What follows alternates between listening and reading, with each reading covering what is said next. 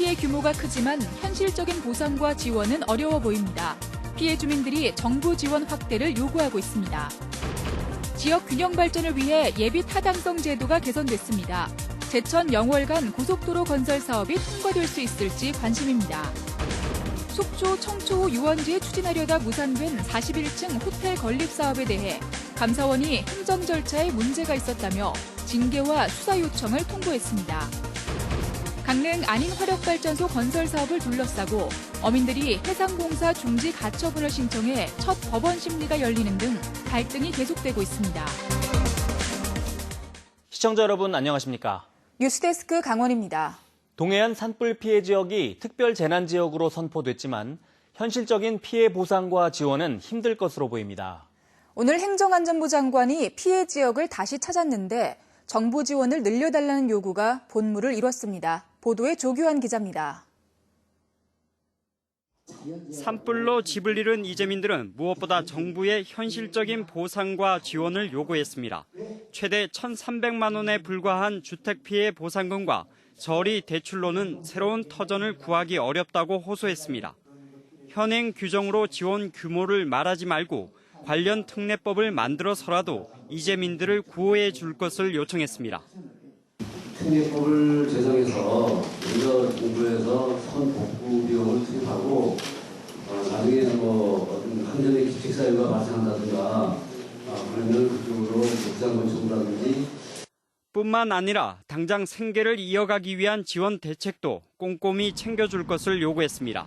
특히 소상공인들은 막대한 피해로 인해 다시 재기하기 힘든 상황인데도 지원 대책은 미미하다며 특단의 대책이 필요하다고 말했습니다.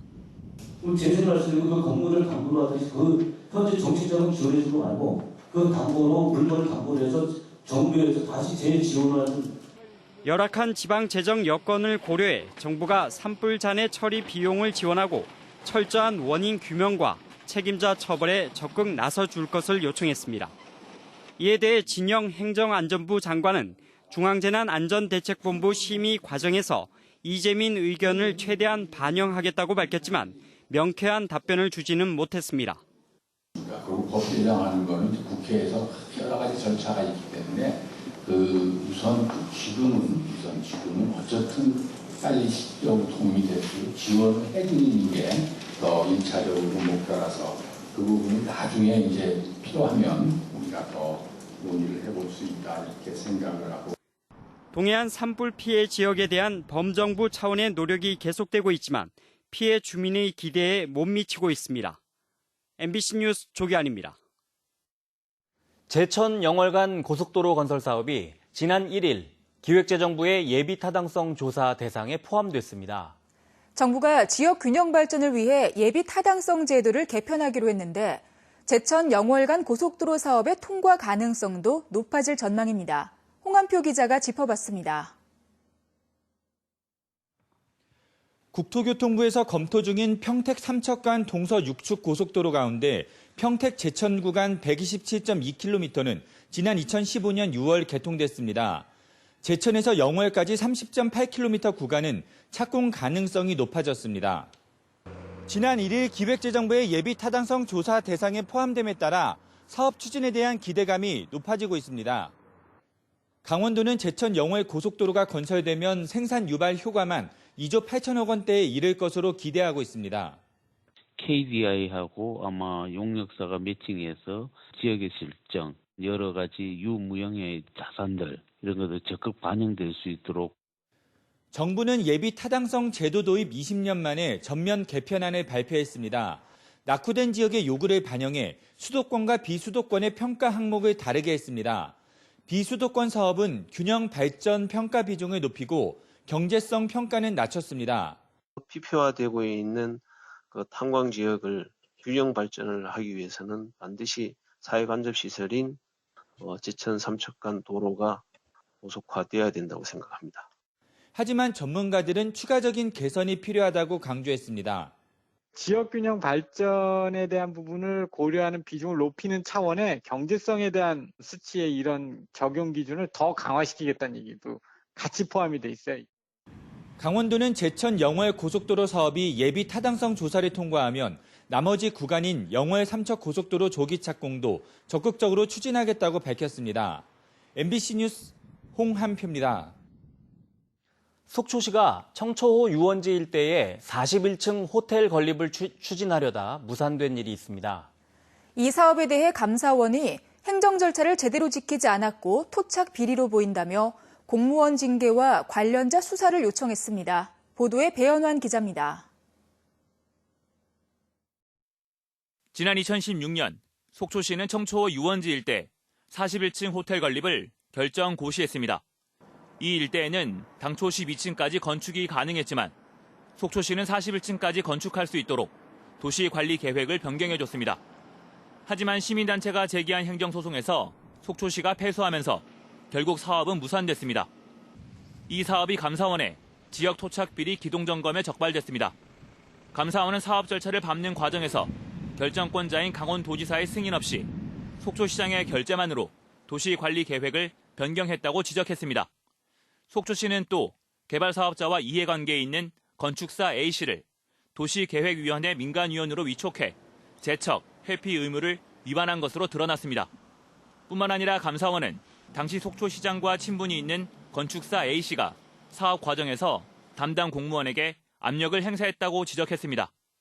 감사원은 관련 공무원 3명을 징계 처분하도록 통보하고 일부 관련자에 대해 사법기관에 수사를 요청했습니다. MBC 뉴스 배현환입니다. 동해 묵호등대 주변의 돛제비골이 내년 6월까지 관광지로 개발됩니다. 동해시는 협곡지형인 돛제비골을 경관 감상과 체험이 어우러진 특화 관광지로 개발하기로 하고 교량 가설 등 본격적인 공사를 벌이고 있습니다. 내년 6월까지 모두 80억 원을 들여 하늘 산책로와 아트하우스, 돛제비 숲 등을 조성하고 특히 협곡부 상공을 자전거로 건너는 하늘 자전거를 설치할 계획입니다. 강릉 안인화력발전소 방파제 건설 등 해상공사 중지 가처분 신청에 대한 법원 심리가 시작됐습니다. 안인어촌계가 어업권 보호 등을 이유로 춘천지방법원 강릉지원에 제출한 안인화력 해상공사 중지 가처분 신청의 첫 심리가 오늘 열려 안인어촌계와 에코파워의 공방이 진행됐습니다. 에코파워는 지난 2015년부터 강릉시 강동면 안인리에 5조 6천억 원을 투자해 2023년까지 2080메가와트 규모의 안인화력발전소를 건설하고 있습니다. 금강송 군락지인 삼척 준경묘 인근에 대규모 치유의 숲과 자연휴양림이 조성되고 있습니다. 올해 말 완공돼 내년부터 산림 관광자원으로 활용됩니다. 이형진 기자입니다. 삼척시 미로면 활길이 산중에 산림치유센터가 들어섰습니다. 옆으로는 트리하우스와 산림욕장, 숲길 산책 탐방로가 조성됐습니다. 삼척시가 지난 2016년부터 이 일대 65헥타르에 50억 원의 사업비를 들여 치유의 숲 조성 공사에 나서 현재 70%의 진척을 보이고 있습니다. 트리하우스 4동, 목교가 2개소, 치유 숲길 조성이 이제 완료되었습니다. 3년 차인 이제 금년에는 마지막 치유센터 이제 한 동과 방문자 이제 하우스 한 동이 이제 신축이 이제 차질 없이 진행되고 있습니다. 이와 함께 삼척 동해 태백 산림조합이 75억 원의 사업비를 들여 자연 휴양림을 조성하고 있습니다. 산림 휴양관과 숲속의 집 5동, 한옥 넉 동 11실, 그리고 편의시설을 조성합니다. 전통 한옥도 체험할 수 있도록 한옥도 지금 4동을 지금 하고 있습니다. 근데 그 외에 또 이제 숲을 체험할 수 있는 숲속의 집도 5동을 별도로 준비를 해서 저희가 현재 진행 중에 있습니다. 치유의 숲과 자연 휴양림은 착공 4년 차인 올해 말 모두 완공돼 내년부터 본격 운영됩니다. 산림 휴양시설은 금강송 군락지인 중경묘와 영경묘까지 등산로가 이어지고 마을을 포함해 이 일대가 산림 복합단지로 육성돼 관광 자원으로 활용됩니다. MBC 뉴스 영진입니다. 오는 20일은 장애인의 날입니다. 우리 사회는 아직 장애인에 대한 편견이 많이 남아 있습니다. 학교 현장에서 장애 학생을 위한 각종 대책이 추진되고 있는데 특색 교육이 효과를 거두고 있습니다. 이재규 기자가 취재했습니다. 춘천 봉의고등학교 행복카페. 학생 3명이 커피를 만듭니다. 음료를 만들고 전달하는 손길이 노련합니다. 이 카페는 이 학교 장애 학생들이 직접 운영하고 있습니다. 4년 전 진로와 직업 수업의 일환으로 시작됐습니다. 카페 이름 만들 때가 재밌어요. 카페 일을 하며 높아진 이 학생들의 자존감은 학교 안 작은 행동에서부터 드러납니다. 주로 이제 바닥을 보거나 이제 눈을 마주치지 못했는데 카페에서 얘기를 나누고 음료를 나눠주면서 선생님들과 친근한 관계가 생기면서 아무래도 자신감이 생기고 먼저 와서 친밀하게 인사도 걸고. 비장애 학생들도 장애에 대한 편견을 버리는 좋은 계기가 됐습니다. 카페를 하다 보니까 장애인 학생들이 사주는 걸 먹다 보니까 같이 인사도 하게 되고 또 지나가면서 카페에 있던 아이네하고 더 말을 먼저 걸 수 있었던 것 같습니다. 지적장애 3급인 고교 2학년 이현희에게는 바리스타라는 새로운 꿈이 생겼습니다. 제가 만든 커피랑 음료수를 마시고 행복해하는 모습을 보고 싶어서요. 이 학교에서 공부하고 있는 장애 학생은 현재 15명. 카페 운영을 통해 기른 자존감과 끈기 등은 실제 취업 관문을 통과하는 데도 큰 도움을 주고 있습니다. 예, 작년 아이들 같은 경우 작년 3학년 바리스타 학생들 같은 경우는 실제로 강원대학교 사서로 취업을 했고 삼척중학교에서는 장애 학생과 비장애 학생이 함께하는 통합 동아리 운영이 효과를 내고 있습니다. 하지만 이 같은 특색 교육을 받을 수 있는 경우는 아직 소수에 불과합니다.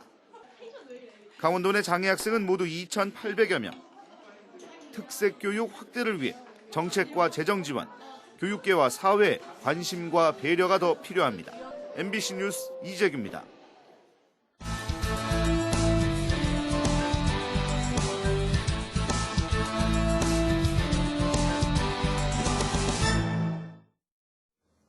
동해안과 산지에 건조경보가, 산지와 태백시에 강풍주의보가 발효된 가운데 동해안 일원에 대형 산불경보가 발령됐습니다.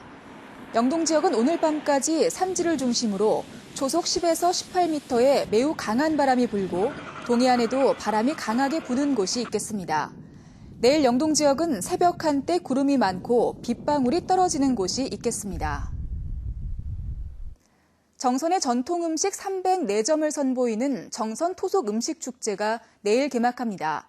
오는 21일까지 북평면 나전역 일원에서 펼쳐지는 이번 축제는 곤드레 나물밥과 누름국수 등 정선 지역의 토속 음식 장터가 운영됩니다.